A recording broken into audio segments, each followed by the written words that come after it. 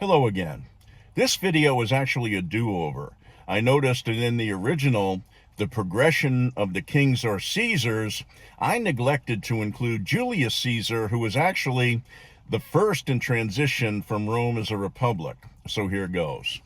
Now, I've been anticipating some pushback on this topic, specifically regarding the dating of the book of Revelation. You'll hear many argue for a late date, usually near the end of the first century. But I want to present a case for an early date, specifically pre-AD 70. And the most compelling evidence doesn't come from outside sources. It comes directly from the text itself. So let's look at the first piece of evidence, the temple. In Revelation chapter 11, John is told to measure the temple of God, the altar, and those who worship there. He's explicitly told not to measure the outer court because it's been given to the Gentiles, or the nations. Now, think about the implication here. If the temple in Jerusalem had already been destroyed, which happened in AD 70, this entire instruction is just simply nonsensical. It only makes sense if the temple was still standing and it was functional and active. John writes as a witness to a temple that is under threat, not one that has already fallen. Secondly, consider the identity of the kings in Revelation chapter 17. The text speaks of 7 heads described as 7 mountains and 7 kings. It says, 5 have fallen, 1 is, and the other has not yet come.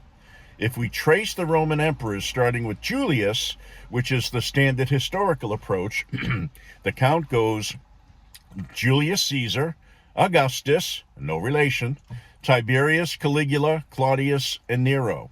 5 have fallen. That brings us to the end of the Claudian dynasty. 1 is. That points directly to Nero, who was the emperor at the time. The other has not yet come. That would be Galba, who succeeded Nero. He reigned only 6 months. Remember, the scripture said he must continue a short time, as in verse 10. Now, this internal math places the writing of Revelation squarely during Nero's reign, right before the chaos of AD 70. Third, look at how John defines the great city. In Revelation 11:8, the text identifies the city where the Lord was crucified as the great city where the judgment falls. There is no ambiguity here. It isn't a mysterious, far-off future metropolis. It is Jerusalem. The prophecy is focused on the judgment of the old apostate system that rejected the Messiah, not a city thousands of years in the future. Finally, we have the language of imminence itself. The book is bookended by clear, time-sensitive language.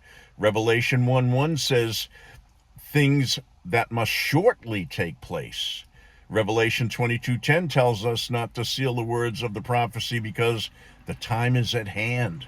Now, people will often argue that a day is like 1,000 years to explain away the delay, but we have to read the text for what it meant to the original audience. To the believers in the first century, shortly and at hand were not poetic metaphors for a 2,000-year delay. They were warnings about their immediate future, and that would be the cataclysmic fall of Jerusalem. If you look at these markers, the standing temple, the specific sequence of the Roman Caesars, the identity of the city, and the sense of urgent timing, the case for a pre-70 date isn't just plausible, it's consistent with the text as it was written.